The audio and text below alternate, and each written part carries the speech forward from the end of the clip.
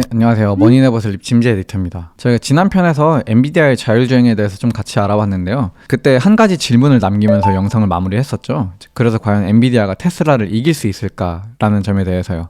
하드웨어부터 인프라에 이르기까지 엔드투엔드 솔루션을 제공한다면서 자기 PR을 열심히 하고 있는 엔비디아이긴 한데, 생각해보면은 이는 사실 테슬라도 모두 동일하게 하고 있는 것들입니다. 테슬라는 차량 아키텍처만을 설계하는 선을 넘어서 아예 완성차를 직접 찍어내고도 있고요. 차량에 탑재하는 자율주행 프로세서 FSD 칩도 스스로 설계하고 있습니다. 소프트웨어는 또 어떻고요? 테슬라는 오토파일럿 기능을 지속적으로 업데이트하면서 현재 FSD 버전 12에 이르기까지 이를 개선해 나갔는데요. 머스크는 FSD 12 버전에 대해서 카메라를 통해 비디오가 입력되면 조작이 아웃풋으로 나오는 엔드투엔드 자율주행이라고 설명한 바 있습니다. 최근에는 FSD 12 버전에서 자율주행 AI가 유턴에도 성공하는 영상이 공유되면서 많은 주목을 받고 있기도 하고요. 인프라도 만만치 않습니다. 테슬라는 자체 설계한 D1 칩을 사용한 슈퍼컴퓨터 도조를 운영하고 있는데요.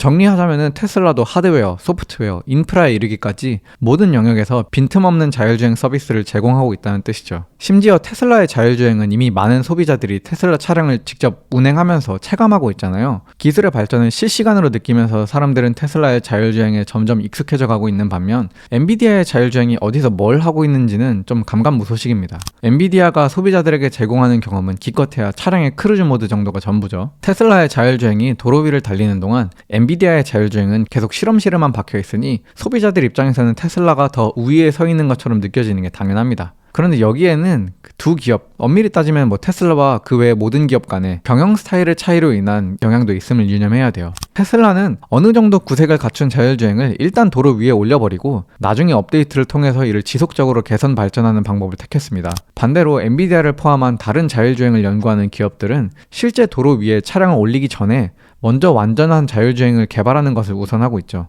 쉽게 말해서 일단 하고 나중에 고쳐 라는 진영과 완벽하게 만들기 전까지 안 해 라고 말하는 진영 간의 대립인 셈인데요. 초창기 다른 기업과의 차별화 전략이 없이는 살아남기 어려웠던 테슬라와 상대적으로 잃을 게 많은 레거시 기업들 간의 태도 차이라고도 보입니다. 어쨌든 정리하면은 지금 당장 보이는 것의 차이가 곧 두 기업 간의 역량 차이를 온전히 반영하고 있지는 않다는 뜻입니다.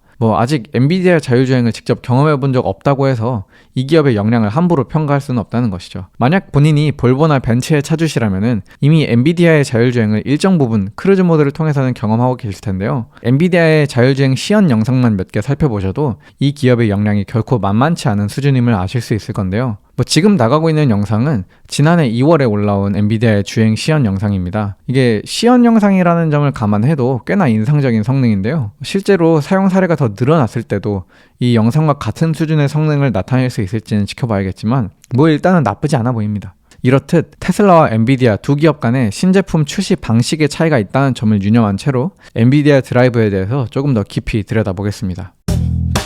이제 단순 노파심에 말씀드리는 거긴 한데, 그렇다고 해서 지금의 상황이 약간 엔비디아가 힘을 숨김이어서 알고 보니까 엔비디아 자율주행이 테슬라보다 더 좋았다 이런 건 아닙니다. 테슬라가 현존하는 자율주행 1위 기업인 것은 분명해요. 엔비디아가 자율주행 기술이 테슬라보다 더 뛰어난 수준이었다면 이미 엔비디아 자율주행 차들도 테슬라만큼이나 상용화되었겠죠. 다만 중요한 점은 이 격차가 꽤나 빠르게 줄어들고 있다는 점입니다. 자율주행에 있어서 결국 제일 중요한 것은 외부 정보를 어떻게 라벨링에 처리할 것인가 입니다. 자율주행 차는 다양한 센서를 통해서 외부 환경에 대한 정보를 수집하는데요. 이 수집된 정보를 AI가 인식할 수 있도록 라벨링이 필요해요. AI가 지금 내가 보고 있는 것이 도로인지, 실선인지, 점선인지, 사람인지, 건물인지 이런 것들을 구분할 수 있어야 안전한 운전이 가능해지니 말이에요. 대표적으로 테슬라의 라벨링 시스템을 살펴봅시다. 지금 띄워진 사진을 보시면은 테슬라가 주행 중 카메라를 통해서 촬영된 영상에서 도로는 보라색으로, 인도는 빨강색으로, 움직이는 차량은 파란색 등으로 칠해진 것을 아실 수 있습니다. 이게 라벨링입니다. 내가 보고 있는 것이 무엇인지를 AI가 정확히 인지하고 그 인지한 바에 따라서 그 대상과 어떻게 상호작용할 지를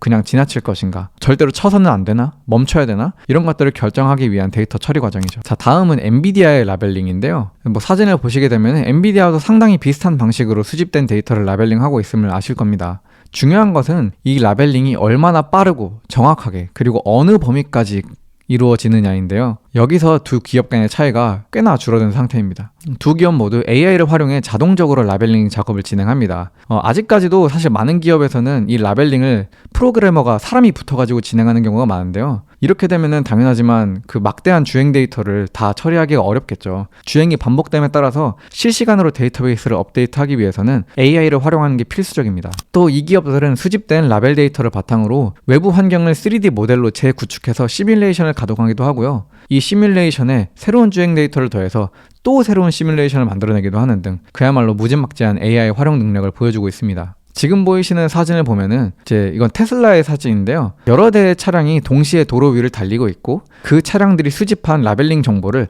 하나의 큰 데이터베이스에 저장해서 통합적으로 활용하는 모습을 보실 수 있습니다. 엔비디아도 이와 같은 기술을 보유하고는 있지만 실제 도로 위를 달리고 있는 주행 차량 대수에서 훨씬 밀리죠. 주변 환경에 어떤 사물이 놓여 있는지에 대한 파악이 끝났다면은 다음으로 필요한 것은 상호작용에 대한 예측입니다. 예를 들어서 내가 비보 좌회전 교차로를 직진으로 지나려고 하는데 맞은편에서 차가 제일 왼쪽 차선에서 깜빡이를 켠 채 정지하고 있는 것을 봤다고 합시다. 인간 운전자라면은 이를 보는 순간 저 사람이 좌회전을 하려고 하는구나, 주행하면서 유의해야겠다 이런 생각을 하게 되죠. 실제로 생각까지는 하지 않더라도 자동적으로 인지를 하게 되고요. 인공지능도 이와 같은 작업을 수행을 할 수 있어야 됩니다. 내가 언제 차선을 변경해야 될지, 경로 선택은 어떻게 해야 될지, 브레이크 위에 발을 올리고 있어야 되는지 이런 것들에 대한 결정이 관찰과 예측 두 가지를 기반으로 이루어지기 때문이죠. 그리고 예측 알고리즘에 있어서도 테슬라와 엔비디아 간의 격차는 빠르게 좁혀지고 있어요. 엔비디아는 지난해 11월 엔비디아 드라이브 디스패치 영상을 통해서 이 기업의 새로운 예측 알고리즘에 대해서 설명해 줬는데요. 여기서 엔비디아는 자신들의 신형 예측 뉴럴 네트워크에 트랜스포머 모델이 활용되었다고 밝혔습니다. 이 모델은 엔드-투-엔드 AI로 구동되고 데이터의 후처리가 전혀 필요가 없다고 설명했어요. 엔드-투-엔드 AI로 구동되는 주행이라 이거 어디서 많이 들어보셨죠? 맞습니다. 테슬라의 FSD 12 버전에 대한 설명과 동일합니다. 즉 엔비디아도 테슬라와 마찬가지로 센서에서 인풋된 정보가 즉각적으로 주행 조작으로 연결된다는 뜻이죠. 그리고 이는 향상된 정확도와 더욱 빨라진 반응 속도를 가능케 합니다. 엔비디아가 자율주행에 있어서 테슬라와의 격차를 이런 식으로 빠르게 좁혀나갈 수 있는 이유는 어디에 있었을까요? 바로 엔비디아만이 가지고 있는 여러 가지 강점이 있기 때문인데요. 가장 먼저는 연합군이라고 표현해도 괜찮을 정도로 많은 기업들이 포함된 방대한 생태계가 있습니다. 엔비디아의 드라이브 플랫폼에는 완성차 기업, 부품 기업, 소프트웨어 기업까지 온갖 기업들이 동참하고 있습니다. 그리고 이 모든 기업들이 단 하나의 목표 아래에 모여있죠. 바로 테슬라를 뛰어넘을 자율주행을 완성한다는 것입니다. 다양한 기업과 협업하기 때문에 기술 발전이 촉진될 수 있다는 것은 지금의 엔비디아에게 있어서도 큰 강점인데요. 사실 이는 미래를 생각했을 때 더욱 빛을 발합니다. 테슬라의 자율주행은 테슬라 자동차에서만 활용됩니다. 반면 엔비디아의 자율주행은 다양한 기업들의 차량과 모두 호환이 되죠. 테슬라가 다른 모든 완성차 기업을 다 밀어내고 자동차 시장을 장악할 게 아니라면은 시간이 지남에 따라서 필연적으로 더 보편적인 자율주행 기술은 엔비디아의 기술이 될 가능성이 높습니다. 이를 막고 싶다면은 테슬라는 두 가지 중 하나를 해내야 됩니다. 하나는 자동차 시장 전체를 50% 이상 점유해 버리는 것이고, 다른 하나는 자율주행 기술을 다른 기업에게도 오픈하는 것이죠. 전자는 가능성이 거의 없습니다. 쉽게 말해서 전 세계 사람들 2명 중 1명이 테슬라 차량을 타게끔 해야 되는데, 그러기에는 테슬라의 자동차는 아직 가격대도 너무 비싸고 모델의 종류도 너무 제한적입니다. 스태티스타 자료를 보시게 되면은 테슬라가 분명히 전기차 업계에서는 1위인 게 맞지만 전체 자동차 시장에서는 사실 점유율이 그렇게 높지 않다는 것을 보실 수 있을 거예요. 그럼 남은 방법은 이제 두 번째 뿐입니다. 다른 기업과의 파트너십을 통해서 일정한 비용을 받는 대신 테슬라의 자율주행 기술을 테슬라 외에 다른 차량에도 적용할 수 있도록 하는 것이죠. 글쎄요, 근데 테슬라가 이런 선택을 내릴지도 잘 모르겠거니와 이 분야에서는 이미 여러 기업과의 협업 경험이 쌓인 엔비디아가 버티고 있기 때문에 테슬라만의 자율주행 생태계를 형성한다는 것도 쉽지는 않을 겁니다. 단순한 예시를 들어서 테슬라에는 아직 SUV 모델이 없죠. 따라서 테슬라는 지금까지 SUV 차량에 대한 자율주행 데이터는 쌓은 바가 없습니다. 내가 만약에 지프의 CEO라면은 테슬라 대신에 랜드로버와의 협업 경력이 있는 엔비디아를 파트너사로 택할 메리트가 충분히 있다는 것이죠. 엔비디아가 테슬라와 비교해 지니는 두 번째 강점은 게이밍 산업을 통해 단련된 시뮬레이션 경험입니다. 3D 모델링, 시뮬레이션에 있어서는 엔비디아는 정말 단연 세계에서 제일 가는 기업입니다. 엔비디아가 지난해 6월 공개한 뉴럴란젤로라는 AI 모델을 아시나요? 2D 비디오 영상만을 가지고 이를 3D로 구조화하는 AI인데요. 시연 영상을 보고 있으면 정말 경이로운 수준입니다. 자율주행 차량에게 수집한 각종 영상 정보를 가지고 엔비디아가 어떤 일을 해나갈 수 있을지 감이 오시나요? 이미 수백만 대의 차량을 전 세계에 배포해 실시간으로 주행 데이터를 쌓아가고 있는 테슬라와 달리 엔비디아는 현실 세계에서의 주행 데이터가 현격히 부족합니다. 그리고 그 부족분을 채우기 위해서 엔비디아가 사용하는 방법이 바로 엔비디아 드라이브 시뮬레이션이에요. 엔비디아는 자신들의 시뮬레이션 프로그램을 통해 차량이 수집한 영상에 등장하는 객체를 개별로 모델링하고 또 이를 다른 시뮬레이션에서 새로운 객체로 다시 출현시킬 수가 있어요. 지금 나오고 있는 영상에서 보시는 것처럼 도로에 주차되어 있던 차량을 데이터베이스에 저장해 놨다가 나중에 다른 시뮬레이션을 돌릴 때 그 차량을 맞은편에서 등장시킬 수 있는 것이죠. 마치 게임에서 캐릭터를 수집하고 나중에 플레이할 때 등장시키는 것처럼 말이에요. 이런 방식으로 엔비디아는 양질의 주행 데이터를 빠르게 쌓아가고 있습니다. 엔비디아가 지니는 세 번째 강점은 바로 이 기업이 통합 센서 시스템을 사용한다는 겁니다. 테슬라의 목표는 명확합니다. 오로지 카메라만을 활용한 완전 자율주행의 달성이죠. 왜냐하면 인간이 실제로 운전을 하는 방식이 그러하기 때문입니다. 사람은 거의 전적으로 시각 정보에 의존해서 운전을 하죠. 물론 청각 정보나 이런 것들도 있기는 하지만 거의 대부분이 시각 정보입니다. 이와 같이 테슬라는 인공지능도 그렇게 만들겠다는 게 자신들의 방침이에요. 테슬라를 제외한 다른 기업들은 전혀 다른 방법을 채택합니다. 바로 통합 센서 시스템이죠. 대표적인 게 라이다 센서예요. 라이다는 레이저 펄스를 사용해서 물체를 감지하는 센서입니다. 물리적인 파장을 쏘아서 장애물과의 거리를 측정하는 기술인 만큼 대상 사물의 크기, 나와의 거리 등에 대해서 아주 정확한 값을 결과로 얻을 수 있습니다. 영상 속 이미지 정보를 분석해서 거리를 추정해야 되는 카메라 기반의 시스템과는 시작점이 아예 다른 겁니다. 라이다 센서를 활용할 경우에 자율주행 차량은 단순히 카메라만 사용하는 것에 비해서 훨씬 더 많은 정보를 수집할 수 있고 더 많은 정보는 곧 더 정확하고 안전한 주행에 기반이 됩니다. 지난 영상에서 하이페리온에 대해 설명드리면서 엔비디아는 14개의 외부 카메라, 3개의 내부 카메라, 9개의 외부 레이더, 1개의 내부 레이더, 20개의 초음파, 3개의 라이다를 이용해서 정보를 수집한다고 말씀드렸는데요. 센서의 개수, 종류만 해도 엄청난 수준이죠. 반면에 테슬라는 어떨까요? 8개의 외부 카메라와 1개의 내부 카메라, 총 9대가 끝입니다. 단순히 정보의 어떤 다양성이나 정확도만을 놓고 비교하면은 엔비디아 자율주행 측의 압승일 겁니다. 근데 문제는 부품의 가격입니다. 테슬라에 비해서 훨씬 더 많은 부품을 사용하는 만큼 엔비디아 자율주행의 아키텍처가 적용된 차량은 그만큼 가격이 높아질 수밖에 없습니다. 라이다 기술이 발전하면서 가격이 점차 낮아지는 추세이기는 하지만 여전히 카메라와 비교하면은 훨씬 더 비싼 축에 속하죠. 따라서 엔비디아의 자율주행 솔루션을 채택하려는 자동차 기업은 가격 경쟁력을 어느 정도 포기하던가 아니면 다른 영역에서 완성차의 가격을 낮출 방법을 찾아야 하는 셈입니다.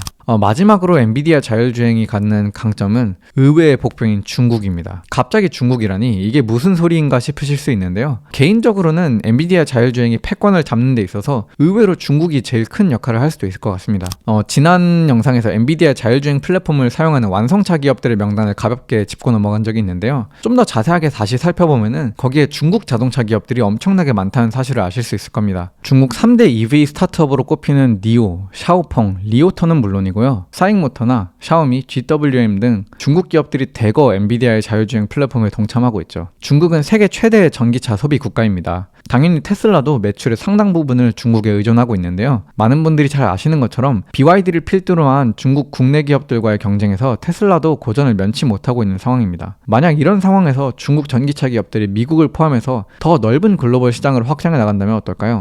2월 14일 블룸버그에 따르면 포드의 마린자자 CEO는 중국의 전기차 기업들은 기술에서 우리보다 앞서고 있다며 언젠가는 미국에 올 것이므로 전기차에 더 잘 적응하지 않는다면 회사의 미래는 없다고 강력히 경고했어요. 그리고 미국의 전기차 시장을 위협할 수 있는 이 중국산 전기차들에 탑재된 자율주행 기술 누구의 것일까요? 그렇습니다. 모두 엔비디아의 자율주행을 사용하고 있어요. 즉 중국의 전기차 기업들이 테슬라를 상대로 선전하면 선전할수록 자율주행 시장에서 엔비디아의 지배력도 같이 올라간다는 겁니다. 완전히 손 안 대고 코 푸는 격이죠. 자, 지금까지 엔비디아의 자율주행에 대해서 쭉 살펴봤는데요. 어떠신가요? 엔비디아가 테슬라의 대항마가 되기에 충분해 보이시나요?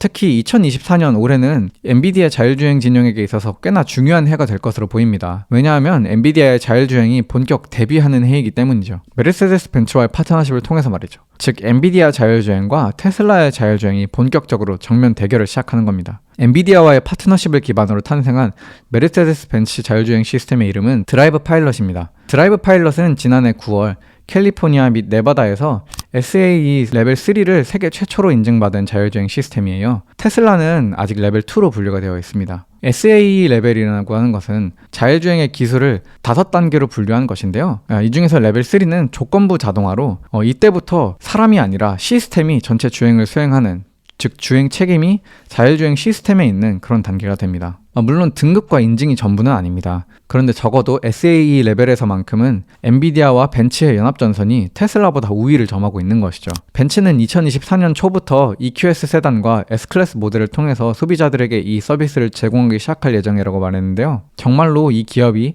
자신하는 만큼 놀라운 성능을 보여줄지 좀 두고 봐야겠습니다.